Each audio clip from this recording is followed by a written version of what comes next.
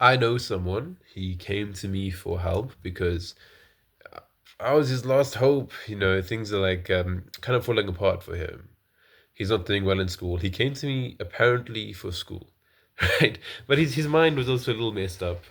Um, Here's the thing. He was doing so much, practicing so much. When he said he didn't have time, I was like, "Ah, you have time." But honestly, he's the one guy who can say he does not have time. Oh gosh, he's doing martial arts. He plays the piano. He models. He does two sports after school. What else? Yeah, he has friends. He's a social dude. Um, Plus, school. He wants to do well in school, and that's a lot. And the thing is, he's actually good at that. He's not bad at going to school and being and playing the piano and everything, but he just doesn't want to give it up. He can't give it up. He says, "What if I have to actually do all of them, Adrian? I want to do all of them and be mentally sound."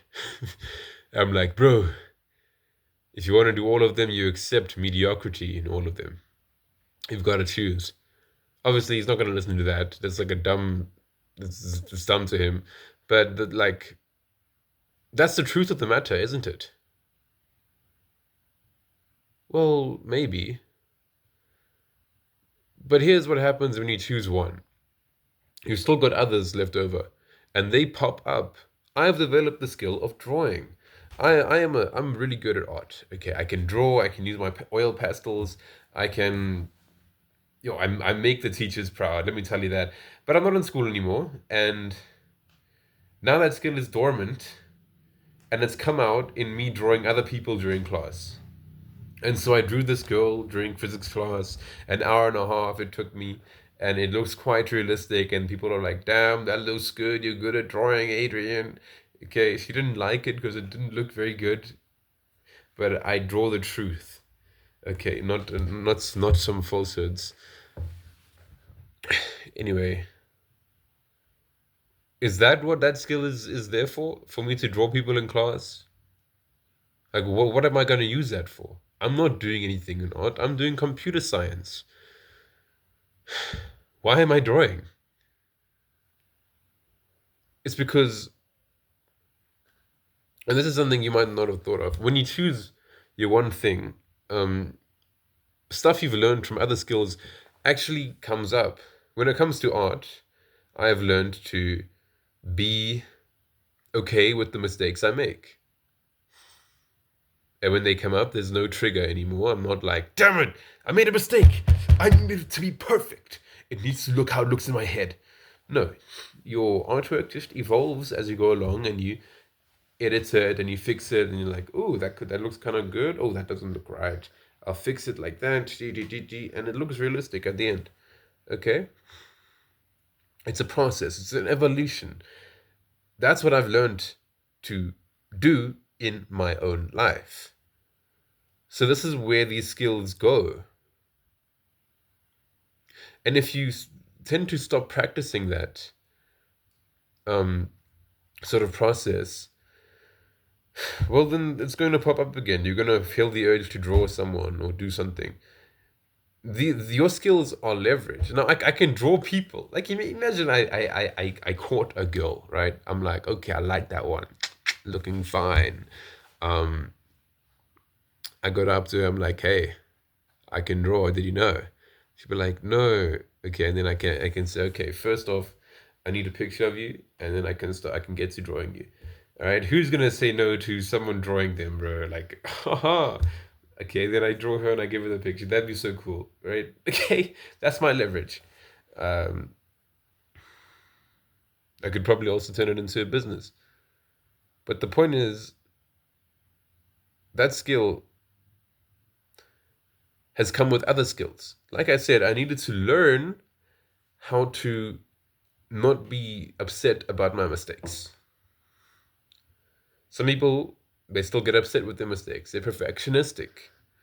Okay, just doing art like, kind of kills that, and you are more at peace with life as an artist. Um, That affects everything I do. It colors my world. It colors my world.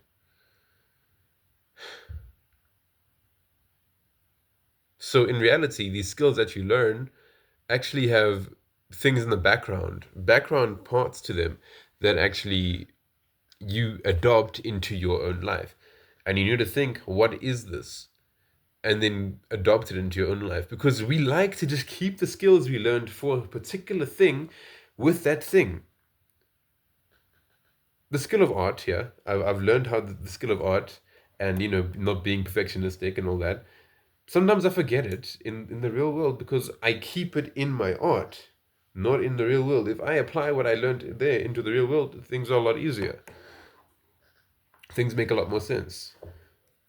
When I speak to people, a conversation is an artwork. Wow, who would have thought? Conversations are art, right? Maybe I could see it like that and I wouldn't be so scared anymore. But we often don't see it like that and we still get scared of talking to people, huh? Okay. I also recently made soap. And what I've learned from that is that behind every product is a process and it's difficult to create. And there's a whole range of ingredients to everything you make. Into everything you see around you, there was a lot of ingredients that came together. And the process is tough and hard. And we're here and we have all these stuff. It's amazing. Life is amazing. And to do these things, you can do them. You can learn how to bring every piece together consistently and actually create a product that works. Just being taught that from making soap was a great thing. And here I am, understanding that. And, I actually have the soap right here. Yeah, here's one of them. This is my rosemary soap bar. No, it's lavender soap. Smells amazing. Like it. Very cool. Exfoliating castor oil and sunflower oil, palm oil, and coconut oil. So cool.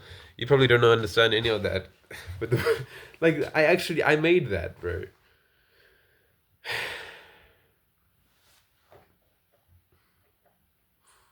Do you know what it takes to create something like that?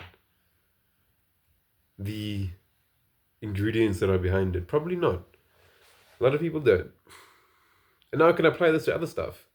Make the recipe before you make the meal. This video, I thought about it before I created it. I made a recipe for it before I created it. I know it doesn't look like it because I'm not trying to put a lot of effort into, editing and all that, but I'm making something and it takes a recipe. It takes certain actions and things that you do, you put it together in order to create a finished product that actually works. And you can see everything like that. Every product you see, if you're trying to sell yourself to an employer, you are ingredients, your inputs. Whatever you put in and the way you process yourself, those two things, they create you as a product. And they also create other things. They create other products, info products, cakes, cookies, your relationship with your mother. All of that is the same as making soap. So that's what I've learned. You literally just take what you've learned in a specific skill or hobby or whatever, and you apply it to everything else in life. Because what works there often works everywhere else or in other places. Yeah? Modeling? Well, how can modeling work for anything but the runway?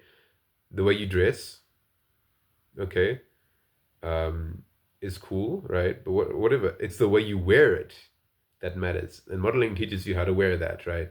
I don't model, but I know it teaches you how to wear an outfit confidently. It teaches you to walk with pride and all that beautiful stuff, right? If you're a model.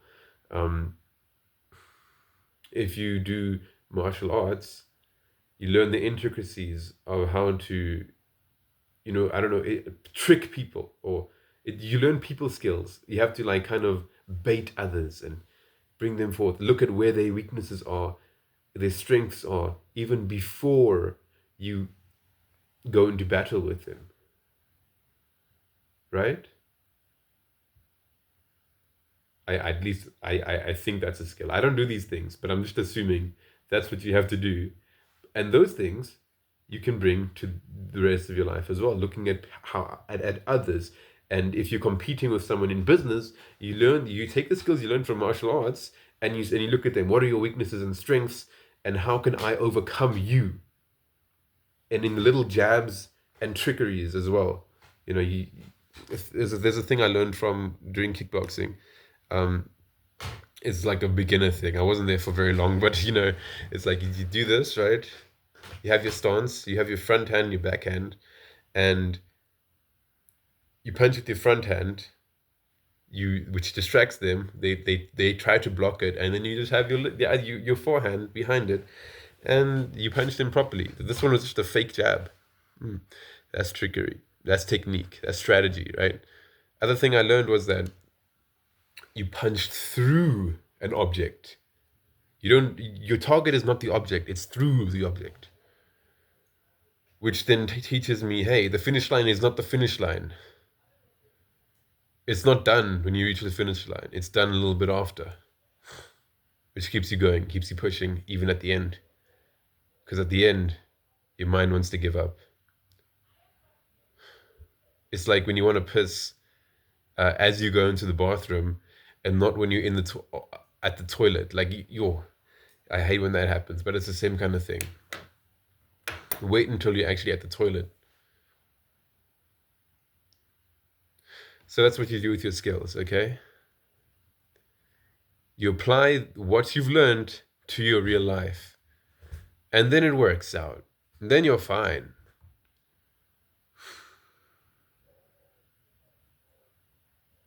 You've got a lot to talk about. You got a lot to do. You have a lot of knowledge and experience just waiting to be used. Go ahead and use it, man. Okay.